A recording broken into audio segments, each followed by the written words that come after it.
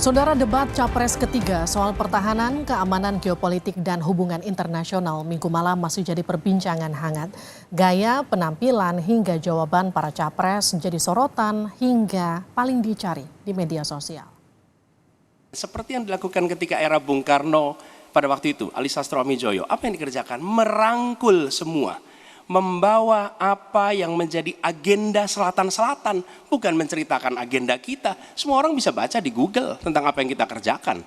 Tapi kalau kita menjangkau pemimpin-pemimpin selatan-selatan dan presiden menjadi panglima diplomasi, bukan sekedar hadir di forum-forum menjadi salah satu penonton, salah satu hadirin, tapi datang ke sana membawa ini agenda selatan-selatan. Apa misalnya? Kita berhadapan dengan climate crisis. Kalau benar masuk akal, saya setuju. Kalau ngomong-ngomong ya kumaha. Ya, jadi leadership apakah negara, apakah perorangan, tapi terutama juga negara harus dengan contoh ingarso sung tulodo. Kita mau mimpin, kita mau bawa agenda, kita mau cerita itu cerita, omon, ya. Tak bisa.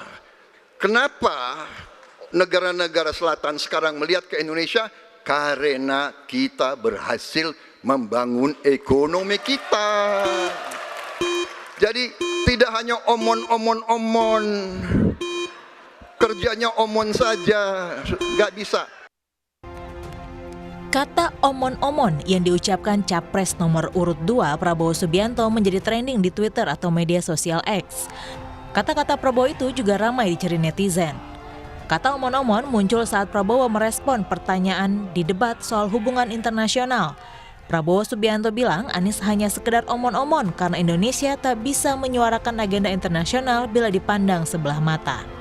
Sebelumnya, Capres nomor urut 1 Anies Baswedan menyatakan Indonesia harus berperan aktif di forum internasional, tak cukup hanya hadir dan menjadi penonton.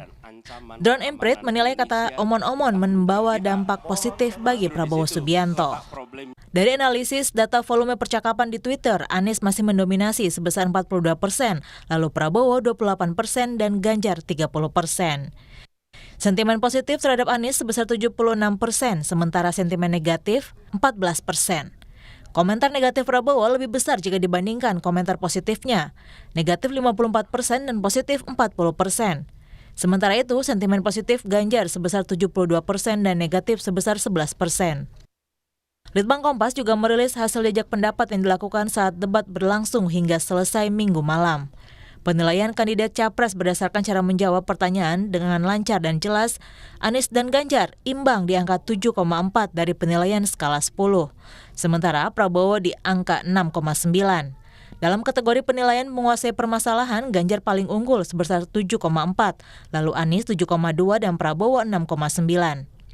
Penilaian terhadap penampilan kandidat di atas panggung, Anies mendapat penilaian 7,9, lalu Prabowo 7,1 dan Ganjar 7,8.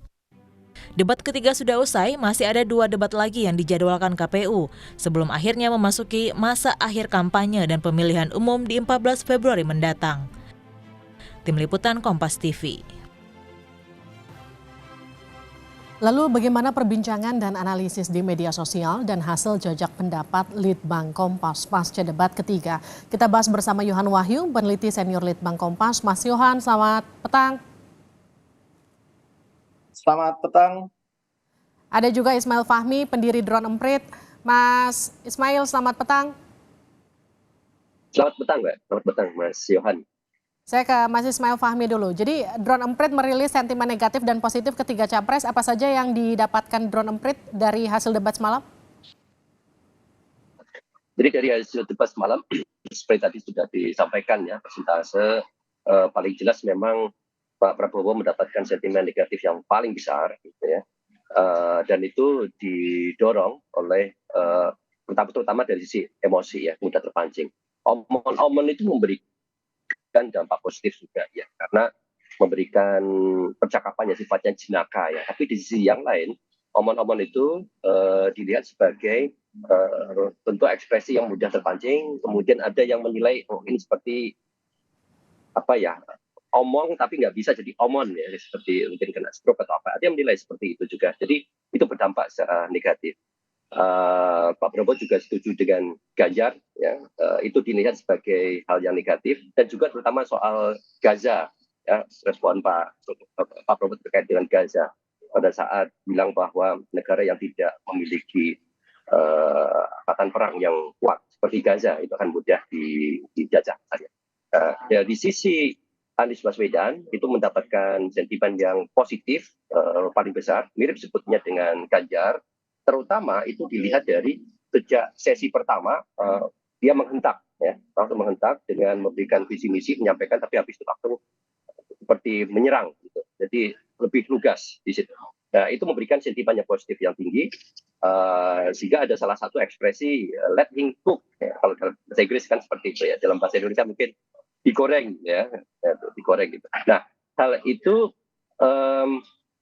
diikuti oleh Ganjar, ya. Pada awalnya Ganjar lebih santai, slow, kemudian seperti orang melihatnya kok seperti main aman gitu, tapi di akhir-akhir juga merespon seperti Anies, yaitu ikutan menghajar juga dalam bahasa kasarnya seperti itu, tapi intinya lebih tegas di sana. Nah, hal ini memberikan sentimen yang positif bagi Anies dan Ganjar, tetapi ada yang menarik sebetulnya pasca debat, apa yang kita tampilkan di sini kan hasil dari Twitter. Kalau di dunia TikTok itu beda lagi. Ya. Di TikTok itu lebih banyak pasca debat tidak dipakai untuk membahas yang sifatnya substansial, seperti yang disampaikan tadi. Ya. Di Twitter masih banyak pembahasan lebih substansial, meskipun yang superficial juga banyak. Tetapi di TikTok lebih ke melihat perasaan. Jadi kayak ketika Pak Prabowo tampil nilai skornya itu rendah tadi, ya, tetapi dinarasikan sebagai sosok yang kena serangan, ya, serangan rame-rame. Itu istilahnya apa ya? Jadi victim macam itu. Jadi itu menimbulkan emosi. Ternyata banyak netizen itu memperlihatkan video mereka lagi menangis, lagi kasihan sama Pak Prabowo gitu. Jadi malah bukannya membuat mereka berubah pikiran untuk tidak mendukung Prabowo. Di situ saya lihat mereka malah makin kuat gitu, ya. Jadi di antara mereka yang sudah mendukung, sepertinya debat ini tidak banyak melakukan perubahan. Menang atau kalah di dalam debat itu semakin menguatkan mereka. Gitu. Kalau Mas Yohan sendiri di Litbang Kompas melakukan jejak pendapat saat debat berlangsung, seperti apa metodenya dan hasilnya bagaimana, Mas Yohan? Iya, sebenarnya yang disampaikan Mas Fahmi tadi sebenarnya juga terbaca ya dari hasil jajak pendapat Kompas. Setidaknya polanya sama. Misalnya dari segi penilaian responden terhadap penampilan ketiga capres kita. Ada tiga isu yang sebenarnya kita tanyakan, dari bagaimana cara menjawabnya dari calon presiden itu, bagaimana penguasaan permasalahannya, dan yang ketiga adalah penampilan secara umum. Rata-rata memang Anies dan Ganjar relatif lebih tinggi penilaiannya dibandingkan Pak Prabowo. Misalnya secara umum penampilan kandidat di atas panggung debat itu, ya, Pak Anies meraih angka 7,9, jadi skor gitu, ya. Kita minta responden kasih skor. Sementara Pak Ganjar juga hampir sama, 7,8. Dan Pak Prabowo paling rendah 7,1 dibandingkan Pak Anies dan Pak Ganjar. Hal yang sama juga ketika kita tanya soal kepuasan penampilan secara umum, ya, ke responden, apakah puas dengan penampilan Pak Anies, puas dengan penampilan Pak Prabowo dan penampilan Pak Ganjar, itu 71,4% itu menyatakan puas pada penampilan Pak Anies. Ke Pak Ganjar juga sama, 79,7%, ya, relatif lebih tinggi. Tapi ke Pak Prabowo sangat rendah, 48,9%. Tingkat kepuasannya responden terhadap penampilan secara umum Pak Prabowo di debat ketiga semalam. Artinya memang polanya tidak jauh berbeda, ya, dengan respon netizen di sosial media, bagaimana kemudian Pak Anies dan Pak Ganjar ini relatif mendapat persepsi yang cukup lebih tinggi dibandingkan Pak Prabowo untuk beberapa isu tadi, ya, 3 isu dan pernyataan ketiganya, dan kemudian penilaian responden secara umum bagaimana kepuasan mereka terhadap penampilan 3 sosok capres ini di debat ketiga semalam. Dan apakah kemudian menurut Anda akan mempengaruhi elektabilitas ketiganya?